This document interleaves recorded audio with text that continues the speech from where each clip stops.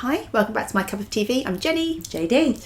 So, EPICA. Ooh, Got another request for EPICA from Kitty Guardian. Hello.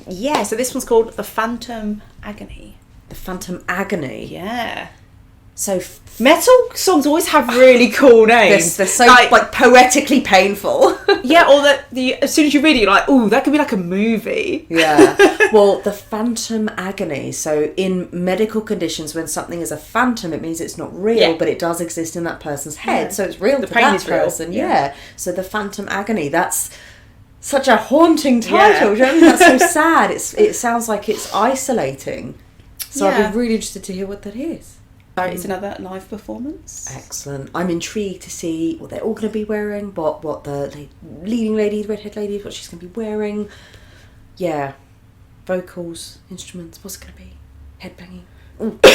Good. Well, I think as someone who doesn't listen to metal, I'm interested to see whether it sounds distinctly different to me. Because I know that sounds like a terrible thing to say about metal music. I know it doesn't all sound the same, but to an untrained ear who doesn't normally listen to it, it would be, I know it's metal, but I can't tell that it's not the same as this. Whereas obviously to you, you would know that sounds nothing like that. What are you talking about? So, do you know what I mean? I want to see if I could hear it and go, oh no, it's very different to the last song. Yeah. I really liked what we were saying about the concert in the last live performance when they had the little mosh pit, which was optional. Do that again. Yeah, which was optional. People could go into the centre if they wanted to. It may not be a mosh type song. Just because metal doesn't mean it's a. No, well that's what I mean. It sounds painful. Song. It sounds like it could be a haunting. Like slower. So because you can get the songs are slower but heavier in the instruments that are used and whatnot. And again, the guy on the keyboard that was moving all over the place. He was cool. Although he plays keyboard, he could possibly play piano, classical piano for a slightly different sound. So who knows? I'll never be as cool as that guy. I've never seen someone with a spinning keyboard. Yeah. It's very cool. So please remember to like, comment and subscribe in the comments. This will be our second live performance. Are there MVs? I'd really intrigued to listen to, or if they've got an MV with like the produced track, the studio produced track, because I love live performances, and that is, in my opinion, the clear sign of someone who has raw talent. You can't there's hide. A couple of tricks, but you can tell, especially if you know what you're listening for. But I do love produced tracks because you do get to hear all of the layers that were put in there intentionally for a reason, of instruments and vocals and backing vocals and everything. So if there are any MVs with obviously the produced tracks, I'd really like to be really intrigued to watch them.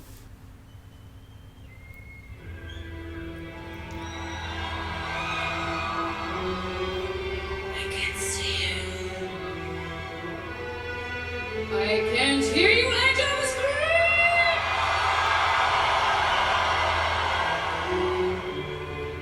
It's good to be alive.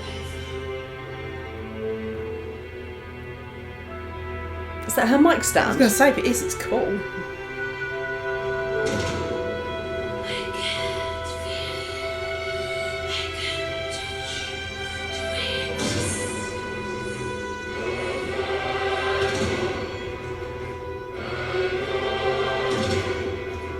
Ooh.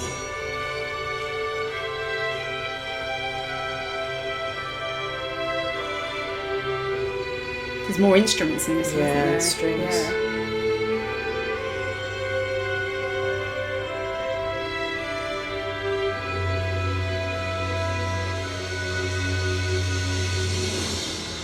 I can't taste you. I can't think of you to exist.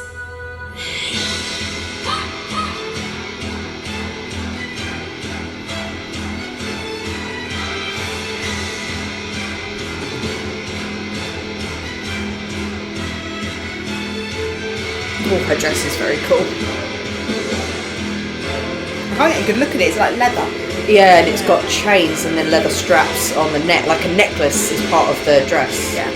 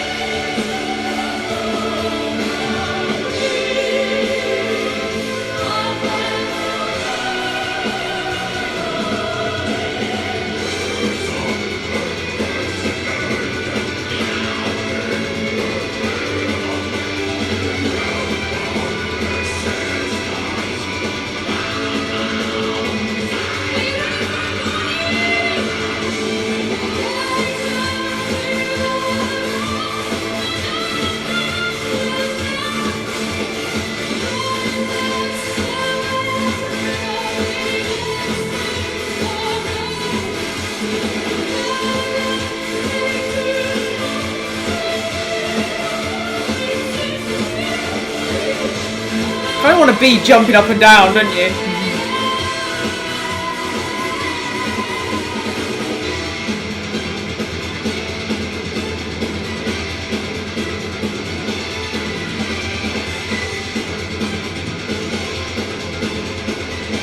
Really good at creating atmosphere with all the lasers and everything. Yeah.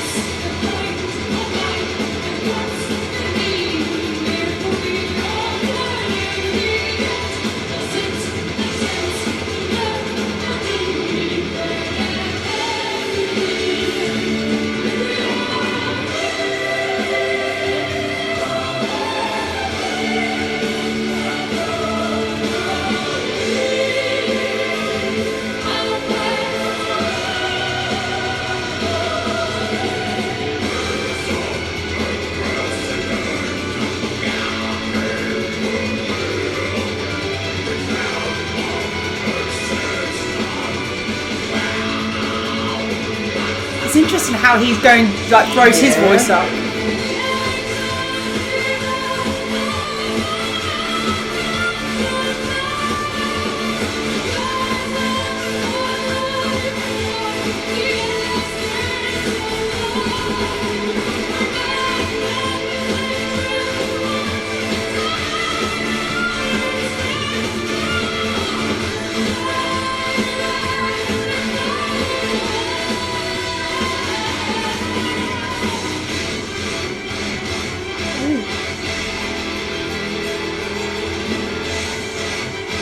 I like speed switch here. Yeah.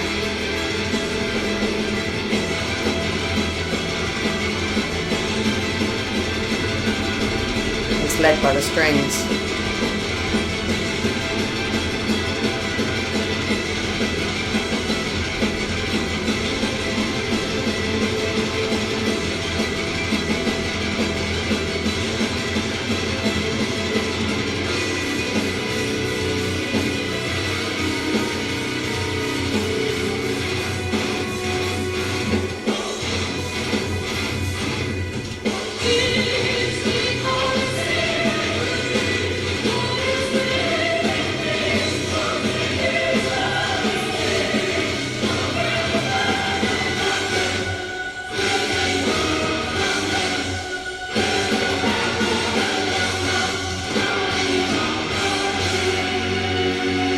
Showed that for one Good time. lung capacity.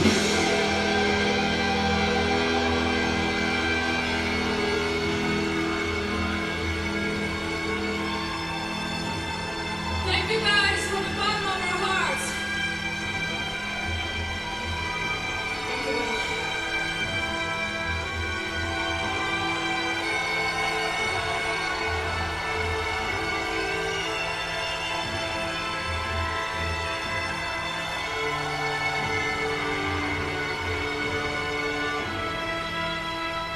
She looks a bit like, is it Jessica Chastain? Who has long red hair, the actress. I don't know. Which is a compliment because she's beautiful, Yeah. like, so is she.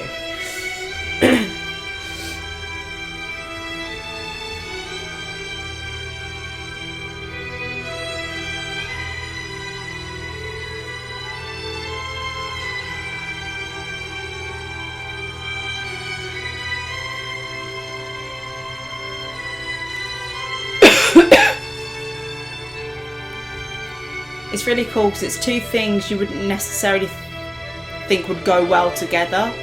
Like a classical orchestra. I know that And metal. I know that they do, Yeah. but yeah, like you say, from someone outside who's never Yeah. experienced that, you're like, oh wow, and that's the whole point, is the emotional journey it takes you on from the softness of these and the Yeah. intensity that classical instruments Yeah. can bring you versus the tough, sort of sharp, in your face, more gritty that from like the vocal fry can give you.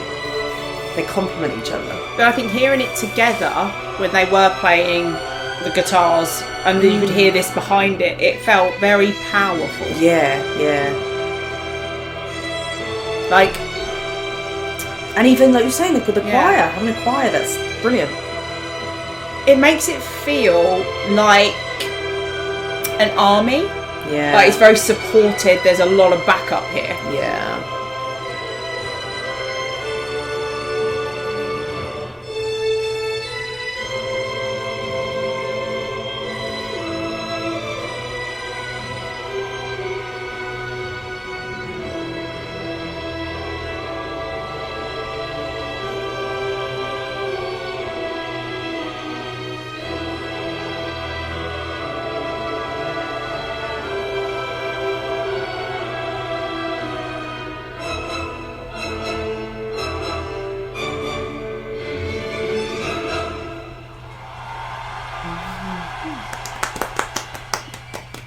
that did not feel like 9 minutes. No. It went by really quick. But then I think it went by quick because they changed the song up in so many places. It didn't feel like one continuous... No, and you get so engrossed in it, and it just, it goes by so quick. Oh, that was really good. So, Kitty Guardian did say that that performance, the singer was actually pregnant during that tour. So she couldn't headbang as much as maybe she normally would. Oh, really? She normally goes harder than that. I thought she did fine. And in fact, I was thinking partway through, there was a part when she was gently headbanging, not as much as them, but I thought it was for vocal reasons, because again, to maintain your core and your diaphragm as you're singing, as a soprano she was, and then doing it, I was like, that's really good. Like, she's still banging but still maintaining her note. So if that's going gently, then my God, imagine what she'd be like on a normal day. She'd be pregnant and she's in that leather dress, and she was like, I still look good. Like, no, she looked fantastic. That was really good. Lots of use of like their different registers, so when you place your voice, and even for her, she had her normal placement voice, which was really nice. It was, I suppose, what you'd say is like a normal singing voice, and then before she went into her soprano, which is more operatic. That was really nice. Well, she started off, didn't she, like whispery almost? Yeah, I was like, I was like, she's trying to gaslight us. She was like, I can't see you, I can't feel you. I was like, what? But all what she was saying was obviously like, it made, and this is weird, like, have you ever had it where you hear a song and you make up a story of, this would be very fitting for this sort of story, where it was saying the Phantom Agony, and she was saying like, I can't touch you, I can't see you, but obviously this person is experiencing something. It's almost like it would be the internal monologue or song that would be for someone who was in like an insane asylum.